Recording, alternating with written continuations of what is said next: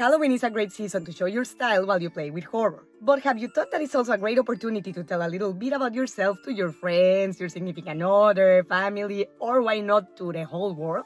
No way. Look, Halloween is so stupid. Dressing up and pretending to be someone you're not. You're an actor. Well, of course, picking any random character is a way to choose your disguise for Halloween, but precisely that will not feel very personalized, very authentic. But if your authenticity is what worries you, here are 7 ideas to turn your Halloween disguise into a statement rather than a mask. Regardless of the hype that people may or may not have with a character, or how famous it is, or how liked or disliked, pick a character that you like. Because no matter what people think, if it's a character that you don't like, you don't identify with, or simply you do not feel comfortable portraying the whole night, finding authenticity behind that disguise is gonna be a very difficult challenge. And besides the fact that showing your likings without playing it cool is a great way to meet new people, you never know if the day you disguise as Shadow for a party, your future wife may be there dressed as Sonic. Oh, she don't know it yet.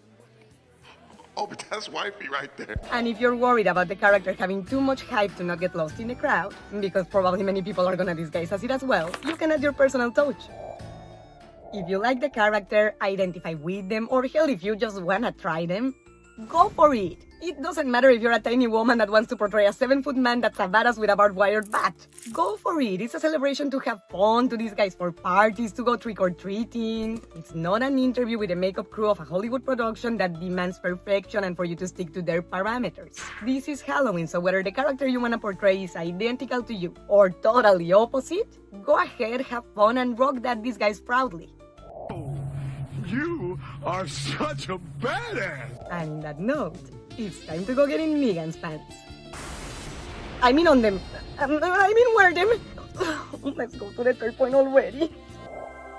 If rather than a character you want to portray a concept, for example a phobia or maybe an important event in your life, symbols are your best friends for this. For example, let's say you want to portray surviving a car accident, please don't get in one for real. Besides the fact that you can get bruises with makeup, you don't have to hurt yourself to get them. You can also be more subtle if you don't like the idea of filling yourself with bruises. You can use some more subtle symbols, like for example pieces of fake glass shards that you can stick to your hair, to your face with eyelashes glue or with liquid latex, and you can add some artificial blood to add the final touch.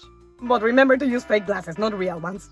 Or with phobias, for example, let's say you want to portray ometophobia, that's phobia to eyes. You can make an optical illusion of multiple eyeballs throughout your whole face, maybe neck, maybe body if you feel like it. And if you have friends that are willing to give you a hand, they can help you draw a couple on your nape, on the back of your neck, to give the illusion that you've got eyes even when you turn around.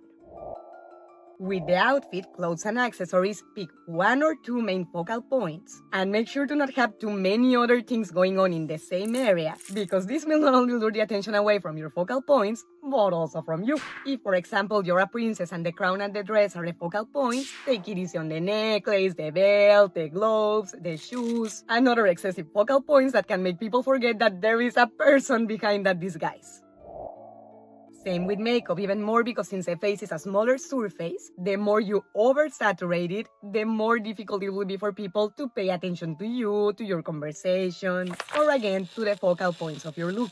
Imagine if, for example, in this dual makeup look that's half beauty, half Katrina from Day of the Dead, I would have added, besides the sunflower petals here, also on the cheek, and also on the lips, and also on the other eyelid, and on the neck, and you get the point? It would be rather hard for you to pay attention to the content of the video because your brain would be thinking, why the hell is she wearing all that at once? With the clothes, it's bad enough that they stand out more than you. But when it comes to the makeup, it's twice as bad because your clothes hide your body, but your makeup hides your face. And in the end, the facial expressions, the eye contact are the best tools that we have as human beings to create connections with people, whether it's for friendship, for dating, or for whatever objective. If the concept is too big to fit in only one person's face and body, this is a great opportunity to get your friends, significant other, family, even workmates to join your idea and be your partners in crime. Or hey, if the idea is really big, then all of the above. And finally, although only you know what is comfortable or practical for you, and only you can define a budget that's accurate for you to spend, remember that although it is allowed if you can and want, it's not necessary to spend out of your way or to go out of your way with makeup, hair, clothes, and production, or let alone be uncomfortable wearing things that hurt you or don't feel good to rock a Halloween costume. And besides all this, remember that above looks, you should be able to have fun. If there's a dance floor and you like dancing, for you to be able to dance without suffering from the shoes.